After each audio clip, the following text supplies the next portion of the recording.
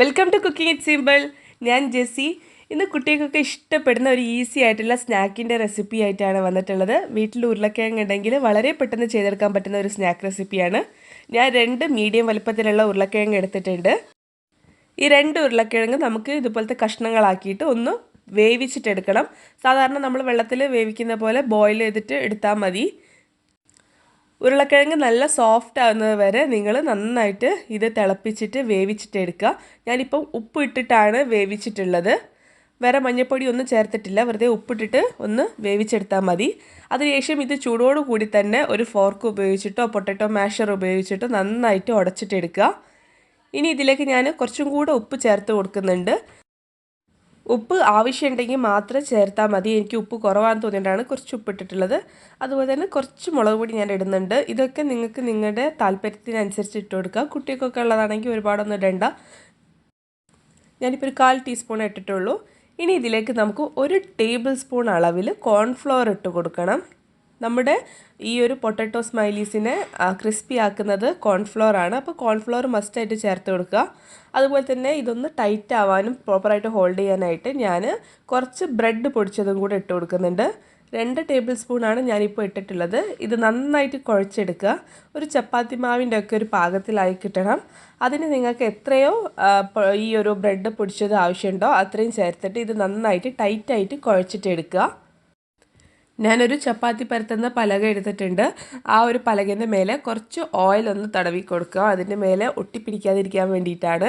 അതിനുശേഷം നമ്മൾ കുഴച്ച് വെച്ചിട്ടുള്ള ഈ ഒരു ഉരുളക്കിഴങ്ങിൻ്റെ മാവ് എടുത്തിട്ട് അതിൻ്റെ മേലെ വെച്ചിട്ട് ചെറുതായിട്ടൊന്ന് പ്രസ് ചെയ്യുക. എന്നിട്ട് നമ്മൾ ചപ്പാത്തിയൊക്കെ പരത്തുന്നത് പോലെ പരത്തിയെടുക്കുക. പക്ഷേ നല്ല തിന്നായിട്ട് പരത്തരുത്. കുറച്ച് കട്ടിയിലാണ് ഇത് ഉണ്ടാവുക. കട്ടിയിലുണ്ടെങ്കിൽ മാത്രമേ നിങ്ങൾക്ക് പ്രോപ്പറായിട്ട് ഫ്രൈ ചെയ്തെടുക്കാനും പറ്റുള്ളൂ.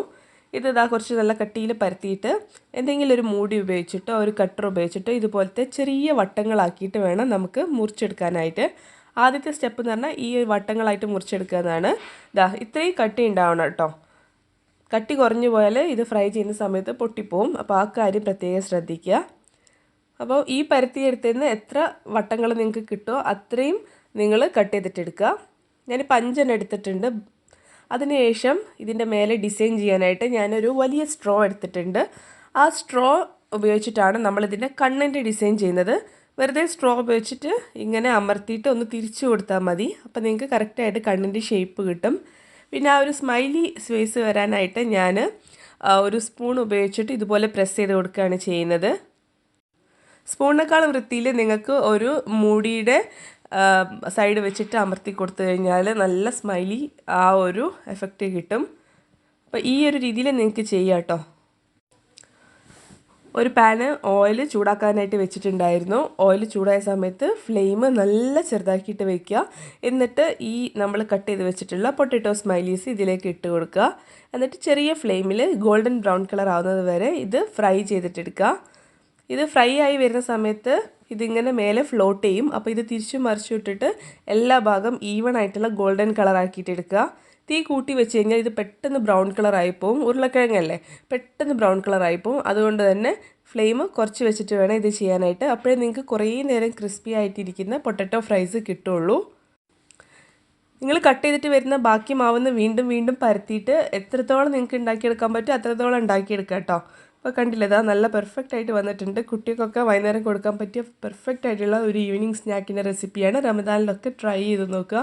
അപ്പോൾ എല്ലാവരും ഇത് ട്രൈ ചെയ്തിട്ട് ഫീഡ്ബാക്ക് അറിയിക്കുക. തീർച്ചയായിട്ടും ചാനൽ ഫോളോ ചെയ്യുക, സബ്സ്ക്രൈബ് ചെയ്യുക. നമുക്ക് പുതിയൊരു വീഡിയോ ആയിട്ട് കാണാം. Thank you for watching.